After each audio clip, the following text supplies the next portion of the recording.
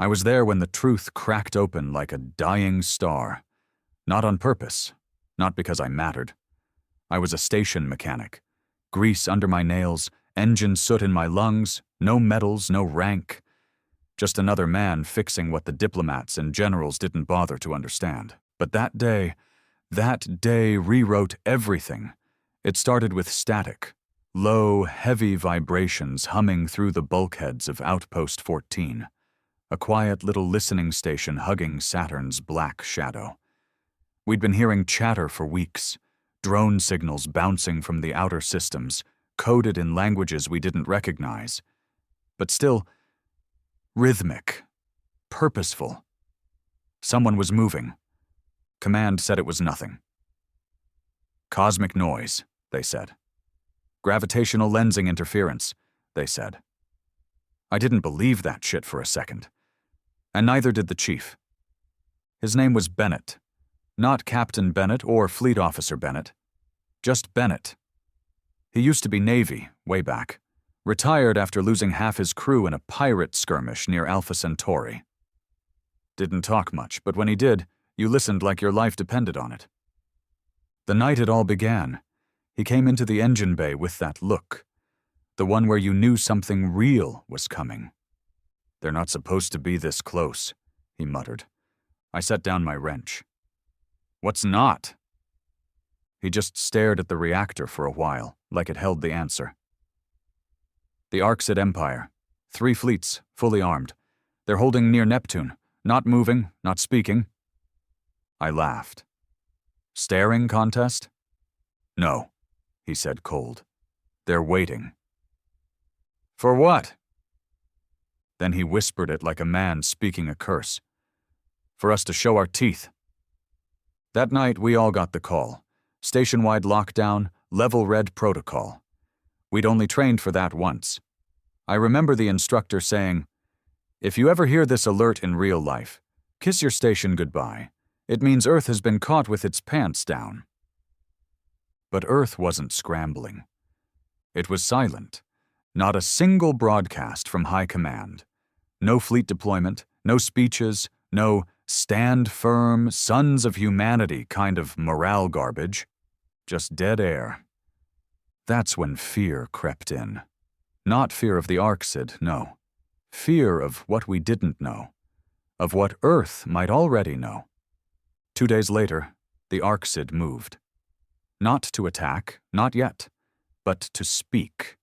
For the first time in known history, they sent an open transmission to every human station in the solar system. The message was simple. We've waited long enough. Unseal the vaults. Reveal what you've hidden beneath the crust of your dying world. No threats, no ultimatums, just a demand. Everyone was confused. Vaults? What vaults? But not Bennett. He stared at the message like a man staring into the mouth of something old. Something ancient. And I swear I saw his hand shaking. I cornered him later. You know what they're talking about, I said. He didn't deny it. I've seen one, he murmured. Back when I was in Black Ops, before it all got erased. It wasn't man-made, or maybe it was, but it wasn't modern. It was buried beneath Antarctica. Big enough to swallow a battleship. We weren't supposed to wake it. What was it? He met my eyes with something I still can't explain. It wasn't a weapon. It was a warning. Before I could ask more, alarms exploded across the station. Power fluctuations, core anomalies, lights strobing in erratic red. Then the deep groaning sound, metal shifting but from below. Not from our station. From the planet, from Earth. It was as if the planet itself was waking up. And somewhere, deep beneath our cities and oceans and deserts, something ancient was rising. When the alarms hit full tilt, the entire station felt like it was shaking apart. Not the quick bursts you get when something malfunctions. This was slow, steady. Like something massive was turning beneath us, and the metal of the station was trying to decide whether to scream or collapse. Lights flickered, doors jammed. Systems we didn't even know we had came online by themselves. Locked panels opened, hidden consoles activated, code strings in languages we didn't recognize scrolled across monitors we'd only used for inventory. The emergency broadcast system stuttered, then snapped to life. But it wasn't command. It was Earth, a voice, male, deep, no name attached, cut through the static. This is Directive 17. Do not interfere. Do not engage. Observation protocol only. Your purpose is to witness. Witness what? We didn't have to wait long to find out. On the main screen, Earth rotated slowly beneath us. Everything looked normal. Cloud systems, ocean masses, the familiar continents we'd all grown up seeing from this perch. Then, from deep within the Pacific, something lit up. Not like an explosion, no shockwave, no ripple, just light. Bright, white gold and structured. Lines, arcs, pulsing beams, like the ocean had opened its eye and was looking straight up at us. Bennett stood behind me, arms folded, staring at the screen like he was back in that frozen hole in Antarctica. His face was pale but steady. I knew they'd hidden more, he said quietly, but I didn't know they'd actually built them. What is that? I asked, even though I didn't expect a real answer. He didn't say anything, just pointed. From the light, shapes began to rise. It wasn't fast, it was deliberate, intentional. Massive plates, hundreds of meters long, broke the ocean's surface in silence. No fire, no energy trail, just presence. Ancient, impossibly engineered. They didn't belong to this age, or any age we'd ever claimed as ours. Dreadnoughts, Bennett whispered. I laughed without humor. We don't even make ships that size anymore. Because we're not allowed to, he said. Because treaties were signed in secret. Because when we found the first one, we promised never to activate them again. I felt my chest tighten. Wait, you're saying we didn't build those? No, I'm saying we found them. And then we built more.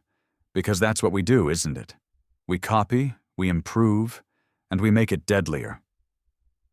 The room was dead silent, save for the hum of systems struggling to process what we were seeing. The screen zoomed, adjusted resolution. The details were impossible. These weren't just ships. They were layered in something that didn't reflect light properly, armor that looked like obsidian until it moved, and then shimmered like mercury under stress. No visible engines, no external weaponry, but every part of my body told me these things were war. They rose from the ocean like titans called from sleep, and with each meter they climbed, the water around them receded like it was scared. They weren't built to impress. They were built to remind the universe why it feared us once. Bennett turned to me. Back when I saw the one under the ice, the techs that handled it weren't soldiers. They were historians, linguists. They said the hull was inscribed with a language older than cuneiform, older than any known written record. What did it say? He hesitated, then looked me right in the eyes. We were first, and we remember the stars bleeding.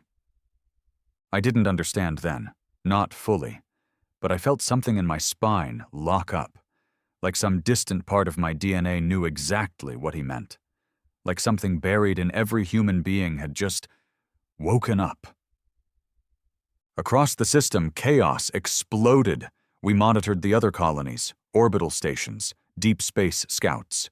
Every single one received the same Earth-wide activation signal. Mars went dark for 8 minutes, then came back online with its defense grid reset. Luna Base, usually dormant, lit up with a power surge so massive it cooked 3 satellites in orbit. And on Neptune's edge, the Arcsid ships moved. Not forward, not toward Earth. Back. They started retreating.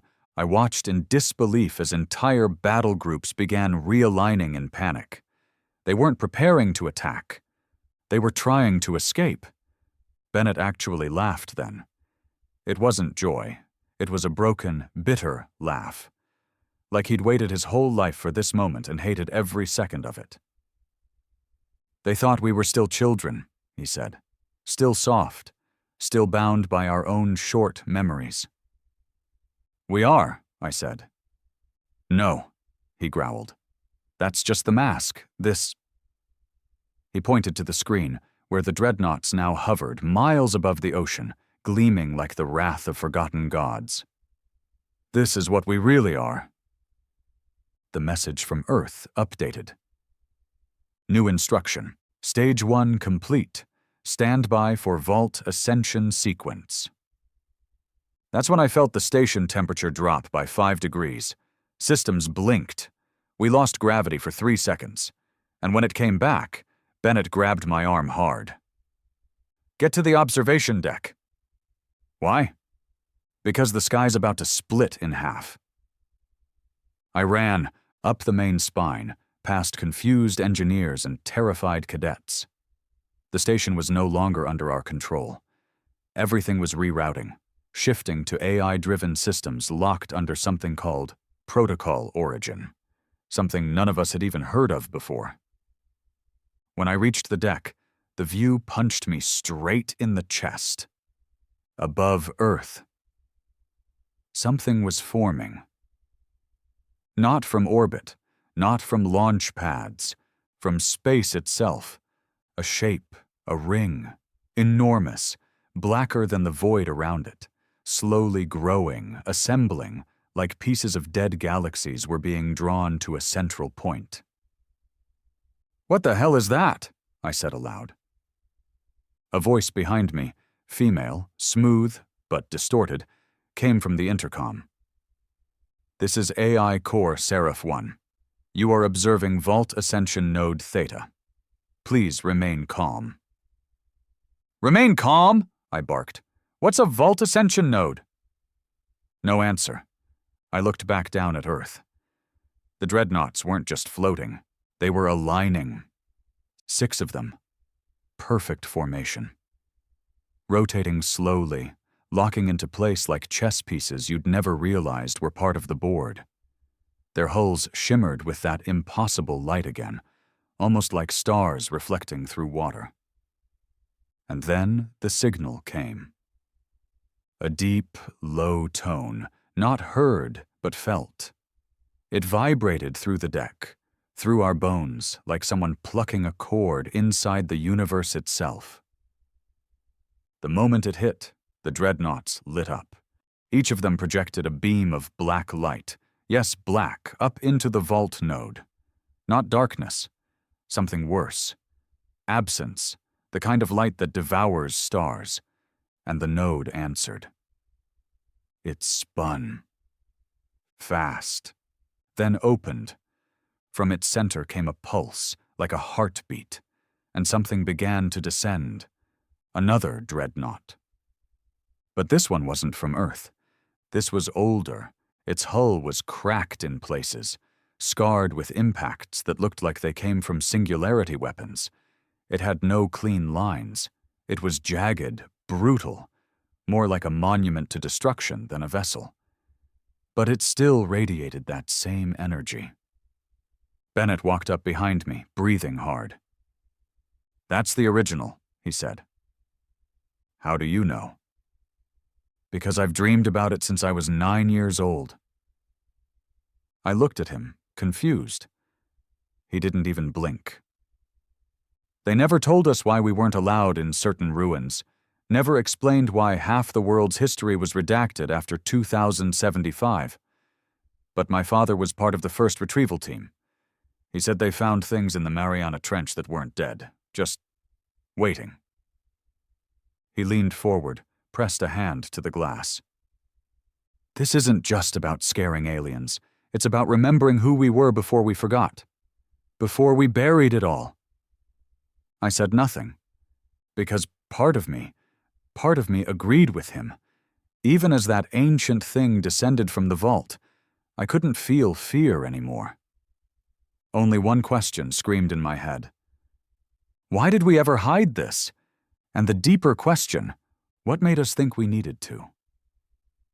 The original Dreadnought hovered in silence, casting a shadow across the orbital layer of Earth, so massive that even the sun's rays seemed to bend around it.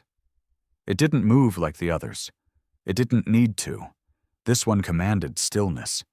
It existed like a mountain exists, unchanged, unbothered, and too damn old to care about anything except the purpose it had waited for. I couldn't stop staring at it. This wasn't some marvel of futuristic engineering. This was something found, dug up from the deepest trenches of history. And it wasn't built to look beautiful or sleek. It was built to last. The kind of vessel designed during the kind of war we weren't supposed to remember. Bennett stood beside me, arms crossed, jaw clenched like he was grinding old memories back into life. He spoke without looking at me. Do you see the scar across its middle deck? I nodded. It was massive, cut clean through the plating like someone had taken a planetary laser to it and barely made a dent. That wasn't from an attack, he said. What was it from then? A warning, from the ones that built it. I turned slowly toward him, trying to read the weight in his voice. You're not making any damn sense, Bennett. He sighed, looked down, then finally faced me. They didn't build these to fight aliens. They built them to fight us. The ones who came before. The ones who reached too far and forgot what they were. They called them the Forerunners, but that's a polite name. They were gods with egos, men with too much power and no fear. And we were what? The next version? We were their punishment. The Dreadnought rotated slightly, revealing its underbelly, lines of architecture that didn't follow any modern design theory. The more I stared, the more wrong it felt. Not evil, not corrupt, just out of time. A subroutine in our station's system activated suddenly. None of us touched anything. The AI core hummed, and the old analog speakers crackled. Then the voice came. Not a broadcast, not a message, a memory. This is Archivist 0, Cycle 219, final act of remembrance before containment. If you are hearing this, the vault has awakened. Humanity has been compromised or evolved. The room fell dead silent. This vessel is designated Nylum. It was not created by your civilization, but it was inherited. Inside it lies knowledge your age cannot understand, and warnings your minds are not prepared to follow. Do not awaken the core. Do not seek the archives. Do not attempt communion with the Primarch. The signal cut. No static. No trace. Like someone had sliced a thread tied between dimensions. I swallowed, throat dry. What's the Primarch? Bennett answered without hesitation. The one who remembers. The one who was humanity before it became human. You're talking mythology. I wish I was. Before I could respond, a blaring alert hit the observation deck. Incoming vessel, fast. I turned to the screen. Not Arcsid. Not anything alien. It was one of ours, a stealth-class ship. Small, agile, no markings, no transponder. The kind of ship that doesn't officially exist but answers only to black budget directives buried 5 layers beneath the military database. It docked with our station without permission. The airlocks didn't protest. It was like the station had been waiting for it. 3 people stepped out. All in black, no rank insignia. Faces like statues, calm, cold, unreadable. The one in front was a man, older, hair slicked back like a relic from a different era. He walked into the deck with his hands behind his back, scanned the room, then fixed his eyes on Bennett. You weren't supposed to speak, old friend. Bennett didn't flinch. I wasn't supposed to survive either. Guess we both made mistakes. The man approached him slowly, step by step, like he was circling a dangerous animal. You've told him everything, haven't you? Not everything. Just enough. Now the man turned to me. You, he said flatly. Name. I frowned. Vince. He nodded. You were not meant to witness this. Yeah, well, I was on shift when the sky cracked open. What do you want me to do? Close my eyes? He stared a second longer than necessary. Then, he smiled. It wasn't a good smile. It was the kind of smile that said, I know something you don't, and never will. Congratulations, he said. You're now part of the oldest lie in human history. He turned, gestured to one of his agents. She stepped forward with a small black case. He opened it. Inside was a neural band. A simple one. Old tech. He held it out. You're going to interface with Nylum. You're going to see what we buried and why. Bennett snapped. He's not ready. The man didn't blink. No one is, but we don't have time. I looked at them both. Why me? The agent who hadn't spoken finally did. Because it's choosing you. The ship. It's calling. And she wasn't lying. Even before I touched the neural band, I felt it, like a whisper, somewhere deep in my brain. Something older than thought. Something waiting. I put the band on. The world blinked. There are no words to fully describe what I saw inside Nylum. It wasn't a place. It was a memory, an emotion. I saw planets burning, not from invasion, but from regret. I saw beings, tall and elegant, bleeding blue light from their eyes as they destroyed the very machines they'd built to protect them. I saw Earth, not as it is now, but as it was before it ever cooled, a black sphere of molten fury. And in orbit I saw ships, thousands of them, dreadnoughts, watching, guarding, waiting. I saw the Primarch, not a man, not even close. It wore a face, but only to speak. Behind it was something else, a mass of code and memory and fire. It looked at me not like a god, but like a disappointed ancestor. And it said only one thing. We are the cost of your becoming. Then it showed me the truth. Humanity wasn't the first. We were the restart. After the fall, after the war that broke time, we were the clean slate. But someone had cheated. Someone had left pieces behind. Dreadnoughts, the vaults, the Primarch, the failsafe that waited to see if we would become the same monsters again. When I came back to myself, I was on the floor, gasping, cold. The man in black knelt beside me. What did it show you? I looked at him, right in the eyes. Everything. He stood. Then you understand why we hid it, why we lied, why we killed to protect it. Bennett spoke now, bitter. You didn't protect it. You protected yourselves. The man snapped his fingers. His agents raised weapons. We can't let the galaxy know what we were, not yet. But it was too late. Every screen on the station lit up, and on every colony across the system, the same image appeared. The Primarch, speaking in all languages. Not a threat, not a demand, just one truth. We remember what was, and we see what you have become. The signal cut. The man in black lowered his hand. Bennett smiled, finally. Looks like your secret's out. The man stared at the screen for a long time, then turned and walked away without a word. It didn't take long. The moment the Primarch's broadcast hit every known communication line, translated perfectly, simultaneously, in over 1,000 dialects, The galaxy began to unravel. On the outer edges of Arxid space, fleets scrambled like cornered animals.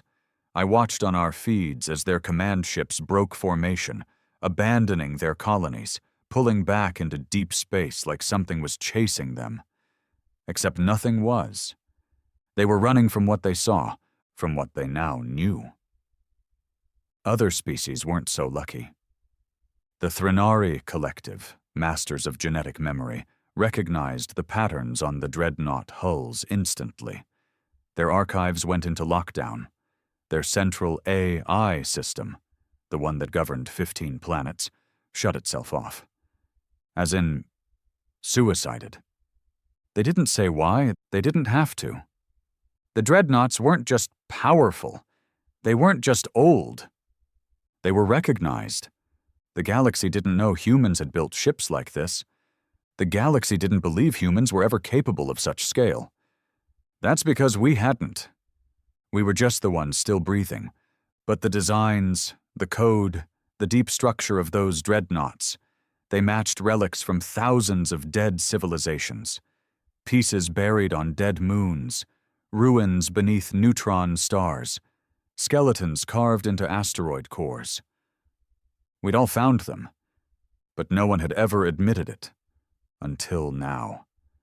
I remember watching an emergency conference broadcast live from a neutral station near Proxima Beta. 47 alien delegates, each one representing a civilization with a military strong enough to glass planets. None of them spoke. They all stared at the still image of Nylum hanging in orbit over Earth. Then one of them, a Uvranus general, finally asked the only question that mattered. How long have the humans known? The feed cut not long after. Back on our station, everything felt brittle. Like reality had been stretched too thin and was waiting for something sharp to tear through it. Bennett hadn't said much since the Primarch's reveal. He just stood near the viewport, watching Earth turn slowly beneath the looming shape of the original Dreadnought. I sat next to him. For a long time, neither of us spoke. Eventually, I broke the silence. What happens now? He didn't look at me. We wait. For what? He shrugged. For the galaxy to decide whether it wants to bow or burn. That night, a civilian transport out of Europa was destroyed. Not by humans, by the Vac Dominion. No warning, no declaration of war, just gone, vaporized. 500 people. Families, engineers, children. Their official statement? Precautionary containment of a potentially galaxy-ending anomaly. I guess that's what we were now, an anomaly, a threat to everything built after the fall. We had always thought of ourselves as newcomers, the upstarts, the primitive race, barely crawling out of our solar system. But that was the lie. The real fear was that we weren't the beginning. We were the return. 2 days later, Earth broke its silence. A public broadcast, no encryption, no secrets. The man who delivered it wasn't a politician, not some diplomat in a polished suit. He was military, worn, scarred, voice like gravel. We did not build the Dreadnoughts, but we inherited them. When our ancestors burned the stars, they left warnings behind. We buried those warnings. We hid them. Because we were afraid. We are not afraid anymore. Let the galaxy remember, humanity is not fragile. We are what comes after fragility. Simple, cold, and absolutely terrifying. Because it was the truth. And every empire out there now had to ask themselves the same thing. If the humans are the descendants of the last extinction event, how long before they repeat it? 3 days passed. Then came the attack. Not on Earth, not even on a human colony, but on Nylum, a combined strike team of 7 alien races. Black ships, invisible to normal scans. They got within 4 kilometers before any human sensors even noticed them. And that was when we learned what Nylum really was. It didn't raise shields. It didn't deploy fighters. It spoke. One word, a single pulse, carved into the fabric of localized reality. Denied. Every attacking ship. Vanished. No wreckage, no debris, no radiation trail, just gone. Like they had never been. The rest of the galaxy heard the echo of that word. And for the first time in my life, I felt it. Fear. Not of something evil, not of an enemy, but of ourselves. Of the truth that maybe, just maybe, we were never meant to survive this long. That maybe the Ancient Ones had designed humanity as a test, or a trap, and we were reaching the part of the story where the final choice had to be made. Do we become what they were, or worse? Inside the station, our systems started changing. I noticed it first on the lower decks. Panels reassigning themselves, maps updating in real time. Ship designs we'd never seen before started showing up in the archive logs. And one file, just one, was locked behind a bio-encoded signature that matched me. I didn't understand it. I didn't want to. But when I opened it, I saw the plans for a new kind of dreadnought. Not one that was. One that could be. A weapon so advanced, even Nylum listed it as theoretical. At the bottom of the file was a single line. The seed has chosen you. When I showed it to Bennett, he just nodded. They're not ships, he said. They're keys. To what? He looked out again, into the vast black beyond Earth. To what comes next. That night I slept, for the first time in days, and I dreamed. Not of the future, of the past. I saw men, not like us, but close, standing at the edge of a dying star, watching as their last enemy fell. I saw them build Nylum, not as a victory monument, but as a warning. They knew their time was over, but they wanted the next ones to remember, to learn, or to repeat. And when I woke up, I wasn't afraid anymore, because the question was no longer what is humanity hiding? It was, what will we do now that it's all come back? The shuttle descended through Earth's atmosphere like a needle through old skin, silent, precise, and far too smooth for what it was carrying.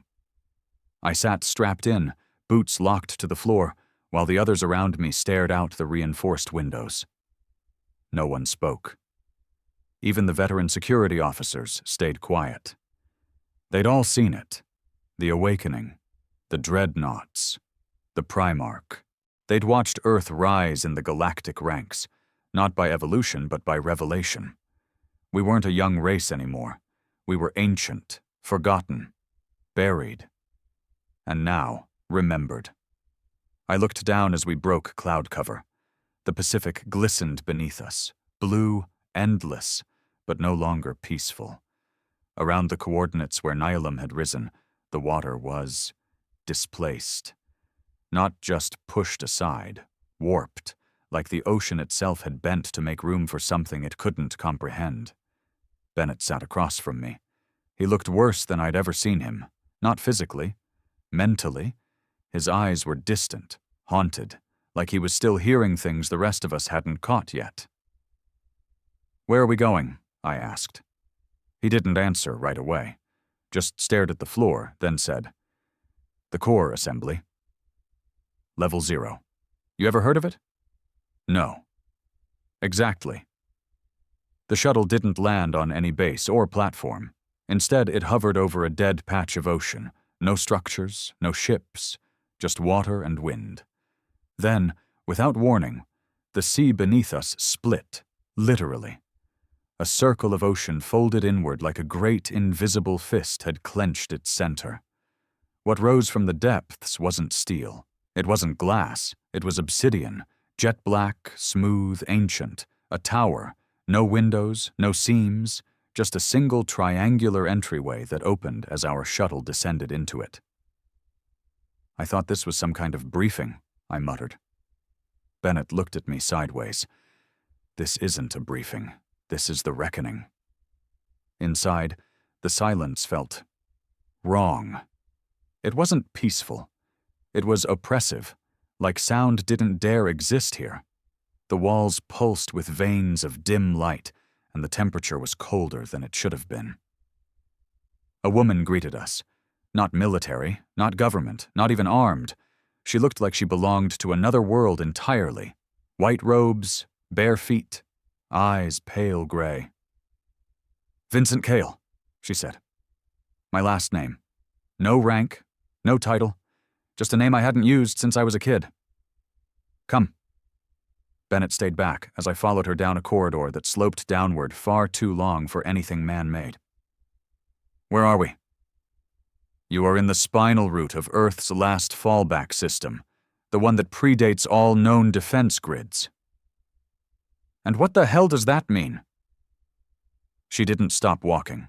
Her voice was smooth, empty. "It means you are standing in the place that was designed to activate, should the galaxy ever remember what humanity truly is." The tunnel ended in a chamber I can barely describe. It wasn't large, it wasn't glowing. It was quiet, dark, simple. In the center stood a pedestal. On it, a device. I recognized it instantly. It was the same neural band that had connected me to Nylum. The woman turned to me. "It has chosen you."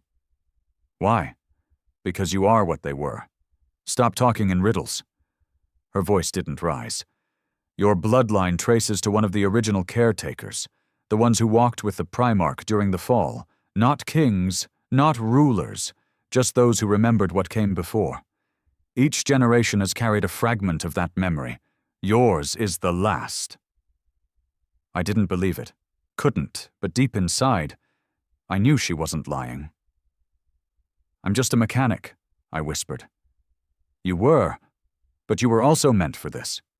She nodded toward the pedestal. "This time, it won't show you the past. This time, it will ask." I put on the band, and the world fell away. There were no stars, no ships, no war, just him, the Primarch. But this time he didn't speak like a god.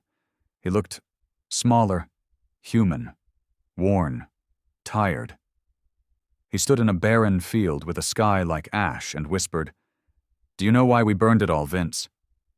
I shook my head. Couldn't speak. Because knowledge isn't enough. Power isn't enough.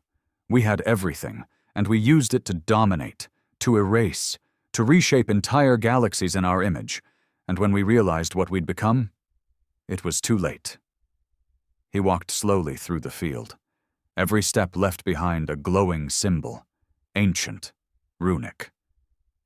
So we ended it. We buried the truth. We scattered the weapons. We wiped clean the stars. He turned and looked at me. "You carry the last seed, the last echo of what we were." I found my voice. "Why me?" "Because every cycle needs a choice. You are that choice." I shook my head. "I'm not a leader. I'm not a warrior." He smiled faintly. "That's why you're perfect." Then he showed me the final vault. Not on Earth, not in orbit, but beyond Pluto, buried in the crust of a dwarf planet that didn't even have a name. The last Dreadnought, larger than the rest, older than Nylum. It wasn't sleeping. It was watching. The Primarch faded as the vision ended, but not before saying one final thing. "The galaxy fears you. Rightly so. But fear is not what defines you. What you do next will." I woke up gasping. The woman was still there. So was Bennett. He looked at me. "What did it ask?" I couldn't answer. Not yet. Because in my head, the choice was still burning. Activate the last Dreadnought, or leave it buried forever. That was what this was all about. Not war, not domination. Restraint.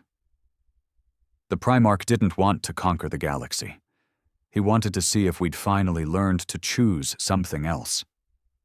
But I didn't know what the right choice was, because for all our wisdom, all our growth, all our pain, we were still human, still capable of everything, still capable of anything.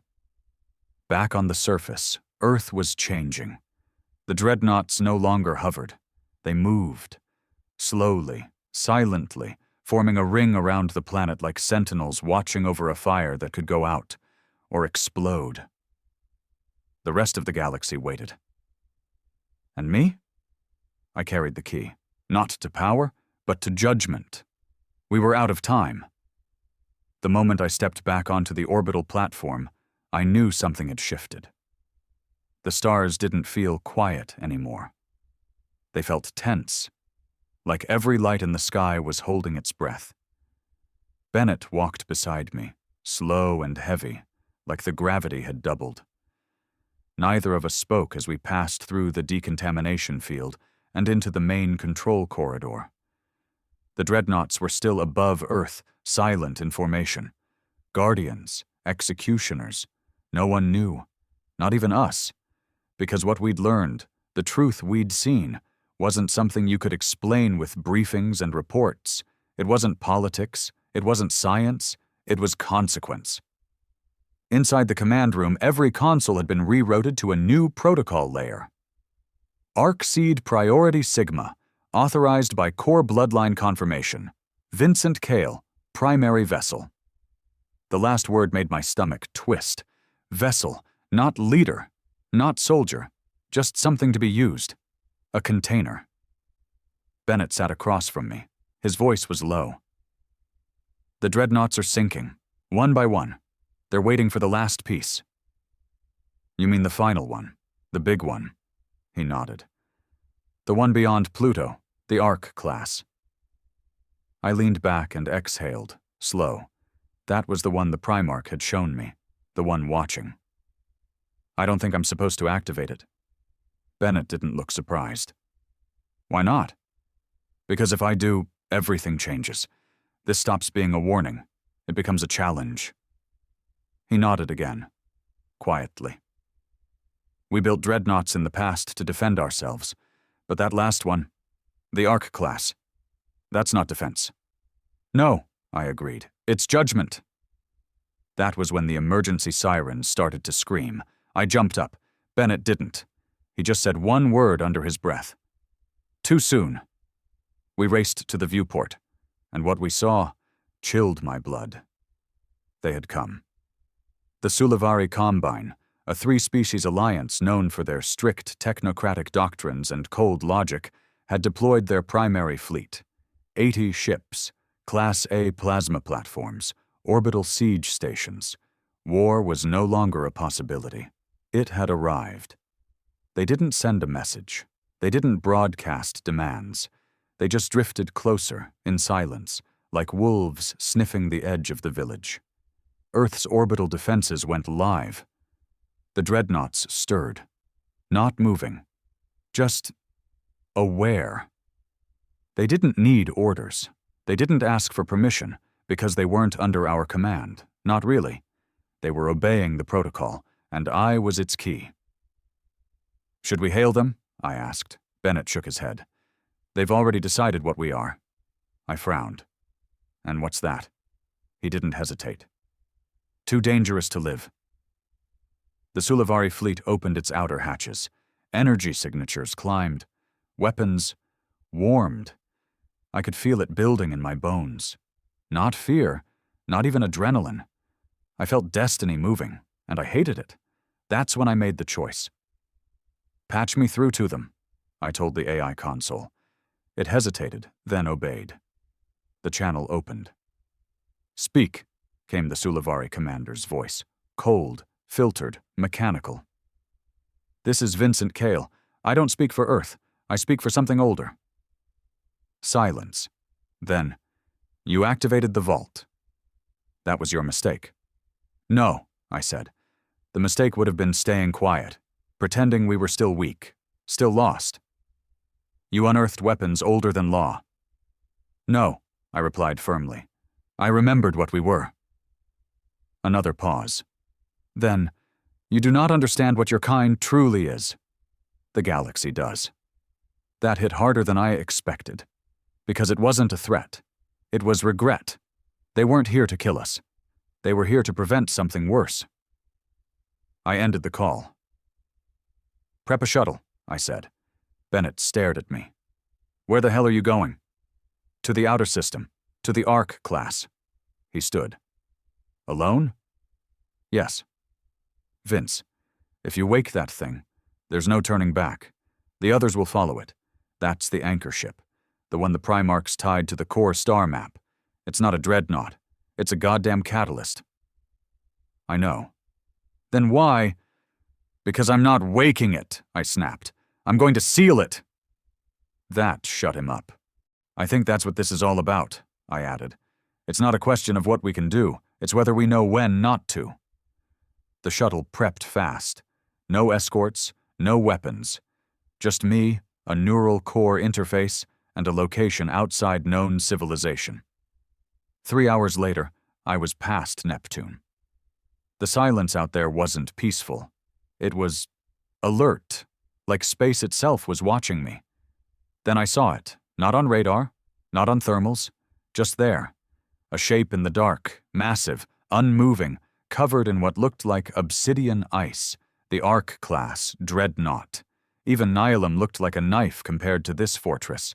My ship docked automatically. The seal was ancient but perfect.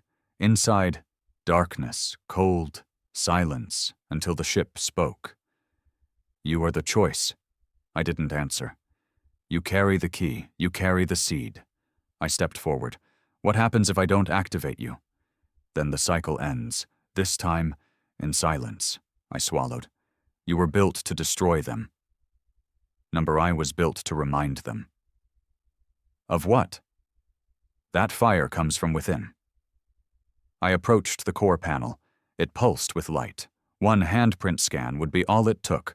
One thought, and the entire Dreadnought fleet would rise as one body, under me. I stood there for a long time. Then I pulled my hand back. I'm not doing it, I whispered. Silence. Accepted. Suddenly, every Dreadnought signal across the solar system shifted, not to red, not to war, but to stasis. The galaxy had expected judgment. I gave them restraint. When I returned, Earth was still standing. The Sulivari fleet was gone. No battle, no exchange of fire, just a silent retreat. Not because we threatened them, but because they saw what we chose. And maybe that scared them more than any weapon, because humanity had learned to hold the knife and not use it. The Sulivari retreat didn't come with a message. No apology, no diplomacy, just a silent, full withdrawal from Earth's orbital edge. But they didn't leave because we beat them. We didn't fire a single shot. They left because I didn't. They came expecting a monster, and they saw a man standing at the edge of apocalyptic power, and choosing not to use it. That scared them more than war ever could. I wasn't ready for what came next. Within 36 hours, our systems were overwhelmed with incoming transmissions from all corners of known space. Not war threats, not attacks, requests. Some wanted dialogue, others sought treaties. A few asked for clarification on our new hierarchy of weapons. But the worst ones? They asked to learn. They wanted to copy what they saw. Governments, empires, whole systems of power wanted access to the ancient tech buried beneath Earth. They wanted keys, seeds, activation codes, to be like us. But they didn't understand. We weren't powerful because of what we had. We were dangerous because of what we'd chosen not to unleash. And now, the very thing we feared was beginning. They wanted to build their own Arc classes. Bennett and I watched the messages flood in from the command center. His expression was carved in stone, but I could see the weight dragging behind his eyes. Sooner or later, he said, one of them's gonna find their own. I nodded. Or worse, awaken something that was never meant to be found. He looked at me. What are you going to do, Vince? I don't know. Because I didn't. I wasn't trained for this. I didn't ask to become the face of humanity's second awakening. But that's what I was now. To Earth, I was the man who held the keys and refused to turn them. To the galaxy, I was the symbol of a species too old to understand and too quiet to trust. And to myself, I was a man who hadn't slept in 4 days, and still didn't know if what I did was right. Then came the call, encrypted, buried deep under a dead military relay. When I answered, there was no video, just voice, rough, familiar. "Vince," I stiffened. "Who is this?" "You don't remember me. That's fine. You were young when your father vanished.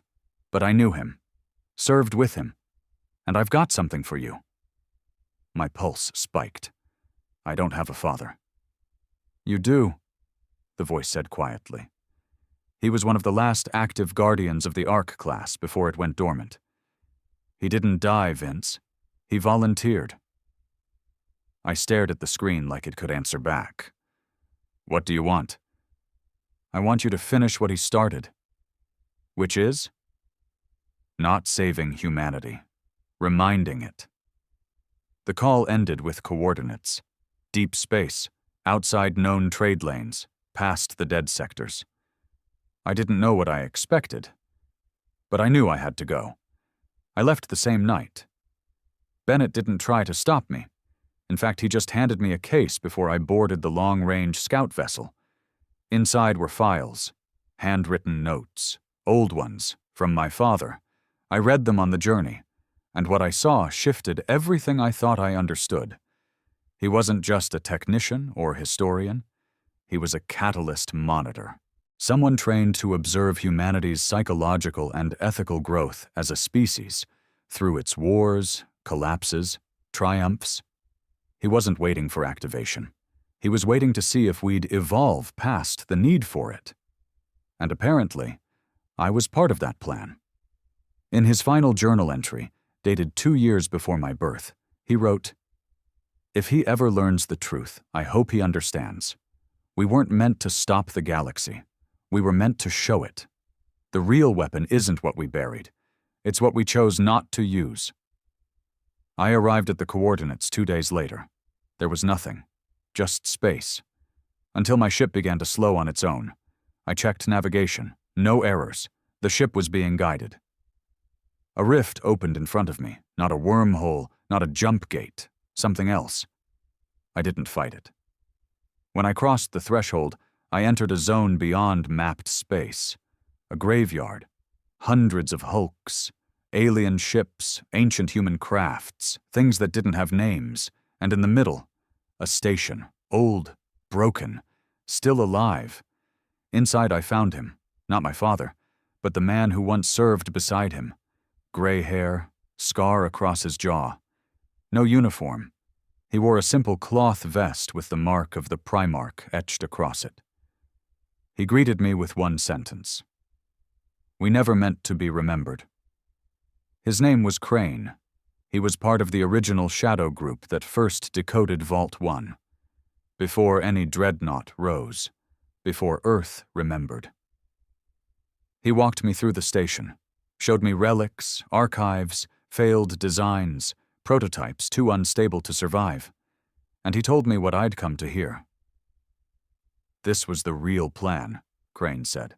"We knew others would come, that other races would evolve, but not all would understand restraint, not all would respect silence." I nodded. "So you left the Dreadnoughts?" "Yes, as warnings." "And the Arc class?" He paused. "That was never meant to be activated. It wasn't a weapon. It was a mirror."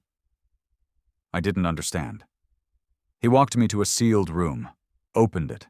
Inside was a replica of the same neural interface I'd used on Nylum, but smaller. Personal.